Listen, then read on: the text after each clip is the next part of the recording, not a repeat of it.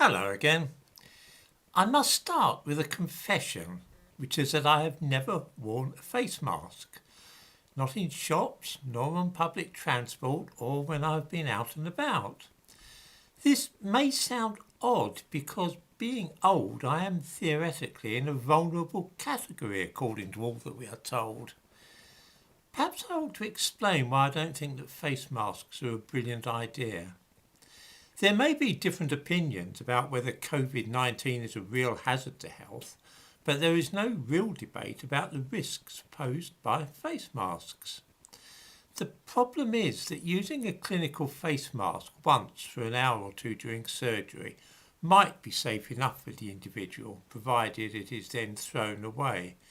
It may not do much good. In an experiment in the hospital in Colchester a few years ago, they tried ditching face masks entirely during operations, and it made no difference at all to any infection rates. But at any rate, it probably does no harm. It's how surgeons use them, and they don't suffer ill effects as a result. The difficulties start with the cloth masks, which people wear for longer periods and then reuse the next day. In the description to this video, I attach a link to a survey reported in the British Medical Journal in 2015. It was set up specifically to see how well cloth masks work as opposed to ordinary surgical masks. I ought to mention here that cloth masks are often used in the third world as an alternative because medical masks are so expensive. The conclusion reached was a simple one, and I quote, "The study found respiratory infection was much higher among healthcare workers wearing cloth masks." In other words, they are worse than useless for the people wearing them. They actually have the effect of making people ill. They make people have things like pneumonia and so on.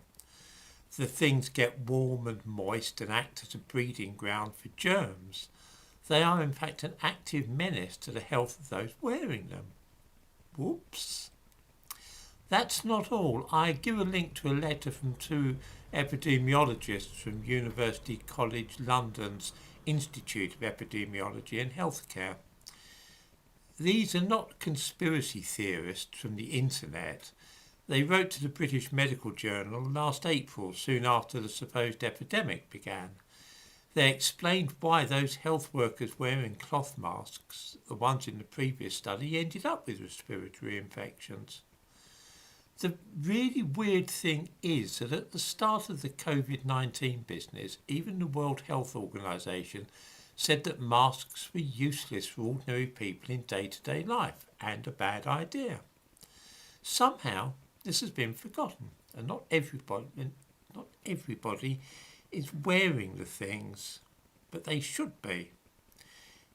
Unfortunately, it's like having a petri dish full of germs clamped over your face. People do not, of course, change them every few hours, as is suggested by doctors. They leave them overnight and then use them again the following day, after all the bacteria on them have had a good chance to multiply. Yuck.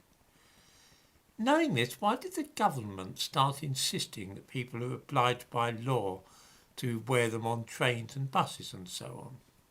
It's very simple. The government cannot do anything about epidemics of flu, the common cold, or anything else. They run a natural course in the winter and then die down in the spring, just as we are seeing currently. The trouble is, if people think that lots of people are dying, then they look to the government to protect them, however unreasonable that might be. For a government simply to shrug its shoulders and say, "Sorry, there's nothing at all we can do," would be political suicide. Because if your government can't protect you, then what's the point of it? So it is that it's better to look as though you're doing something, even if it really makes matters worse.